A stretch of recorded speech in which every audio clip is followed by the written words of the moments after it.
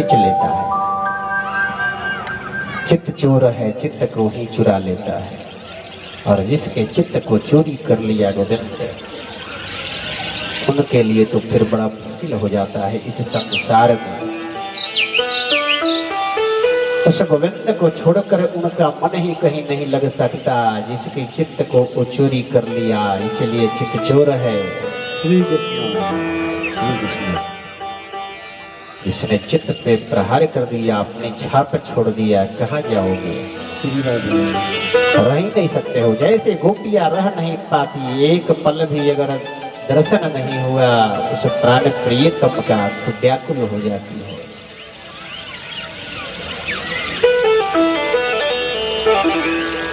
भगवान की लीला, भगवान का रूप, भगवान की कथा जीव के ताप को मिटा देती है।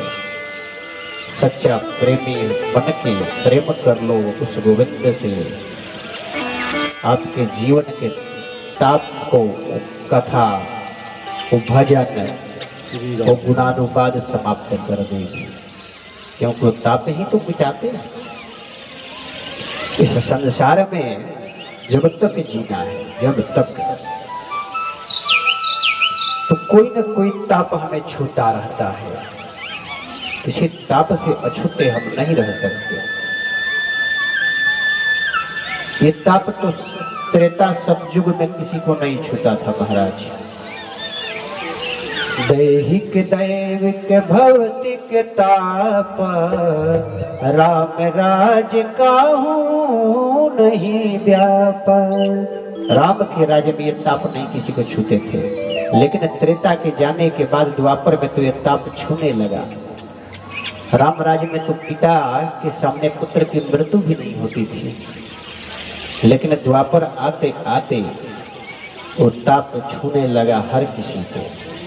फिर भी जब तक गोविंद है धरा धाम पर, तब तक तो चला धर्म के प्रति लोगों का। लेकिन महाराज कली जब आया, बुद्धि भ्रष्ट कर दिया हर लोगों का, तो कलयुग से कौन बच सकता है? परीक्षित जैसे सम्राट जो धर्मज्ञ थे, धर्मात्मा थे, वो नहीं बच पाए कली के प्रभाव से।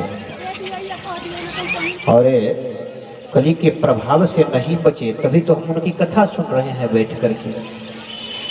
कली बैठ गई, उन्होंने कली के कुचक्र के कारण अपराध किया, और जिसके कारण आज हमारे लिए तो उस श्राप भी प्रदान है, तभी हम कथा श्रवण कर रहे हैं गोविंद का। तो संसार में ये ताप छूते रहते हैं। ताप से बचना हो तो ताप मिटाने वाला को पकड़ना पड़ेगा।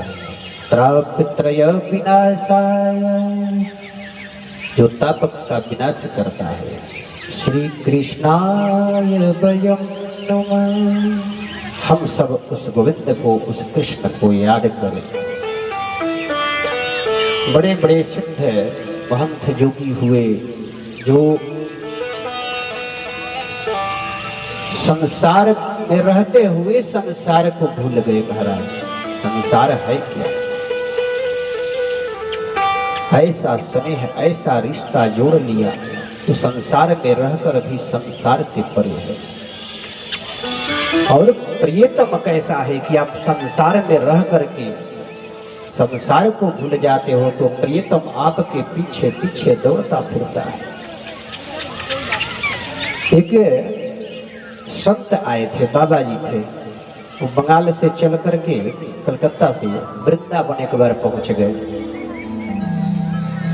और वृंदावन पहुंच गए और बांके बिहारी जी का जैसे दर्शन किया, और जब रूप माधुर्य को देखे, और ये आकर्षण है, जो जो वृंदावन गए होंगे उनको पता होगा। बांके बिहारी का आप दर्शन करोगे और एक बार पहली दृष्टि आपने मिला दिया उस छलिया से, तो आपके हृदय को छल लेता है। सच्ची हृदय से आप गए तो बाबा जी गए बांके बिहारी जी का दर्शन करने, पहली बार गए थे। और जैसे पट खुला बिहारी जी का, और जब उनका नेत्र मिला बिहारी जी से, तो आंख में ही तो जादू है। वो नेत्र में ही जादू है। और नेत्र का जादू जैसे उस बाबा जी के ऊपर पड़ा, शुद्ध बुद्ध सब भूल गए। महाराज को भूल गए कि हम कहां से आए थे। एक दिन गया, 2 दिन गया, 4 दिन बीत गया, हफ्ते बीत गया, रोज दर्शन करते हैं। अब गोस्वामी जी जो पुजारी जी थे, बाबा जी उनसे बोले, उम्र भी बाबा जी की देखिए 70 प्लस हो गई थी।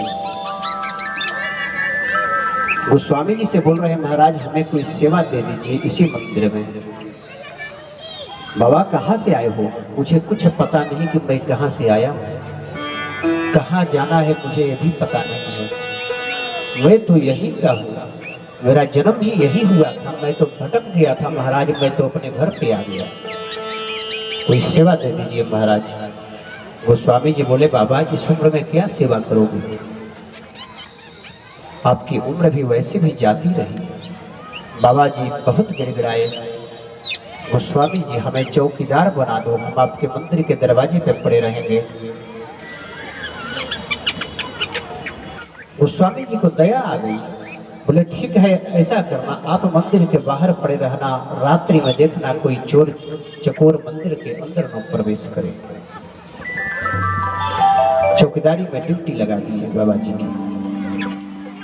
और जो बाबा जी आए थे बहुत बड़े संपत्ति धनवान व्यक्ति थे, परिवार को छोड़ करके आए थे।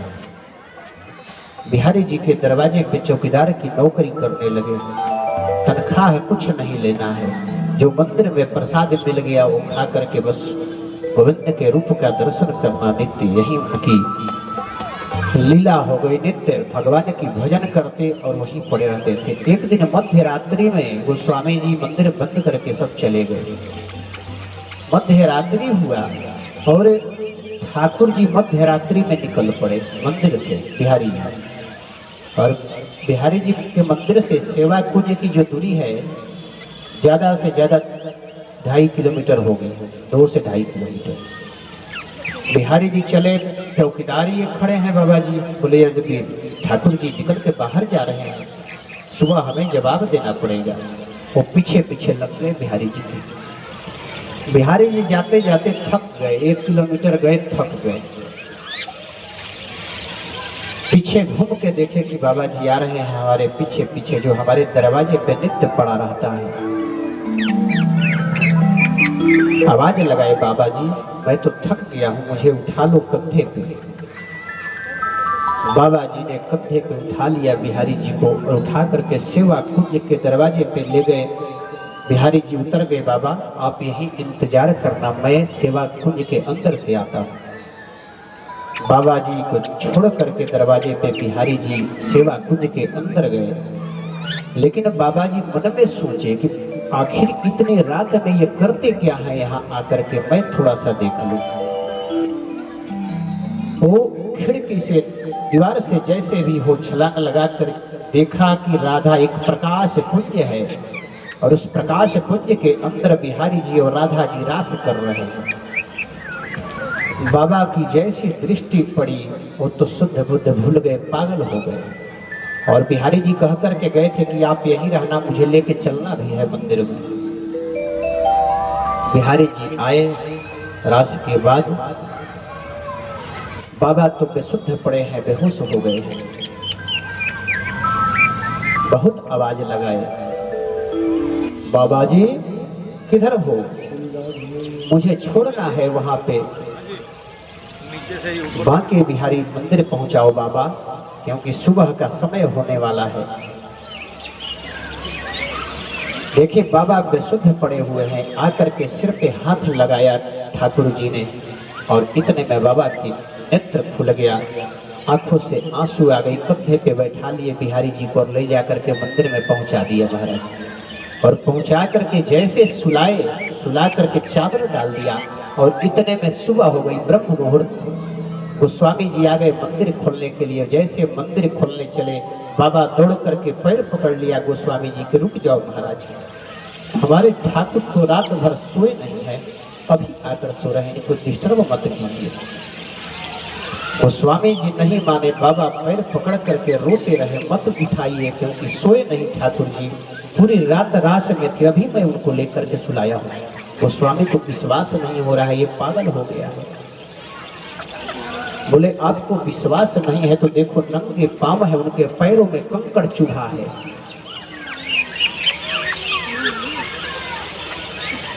बाबा की बात सुनकर के गोस्वामी जी ने सुबह मंदिर खोला और देखा कि बिहारी जी के पैरों में कंकड़ चुभा हुआ है।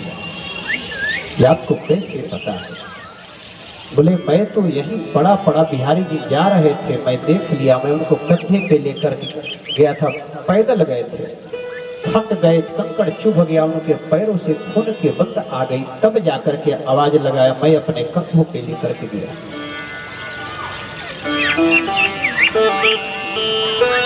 बिहारी जी कहते हैं बाबा आपने हमारी इतनी सेवा किया है, क्या चाहते हैं?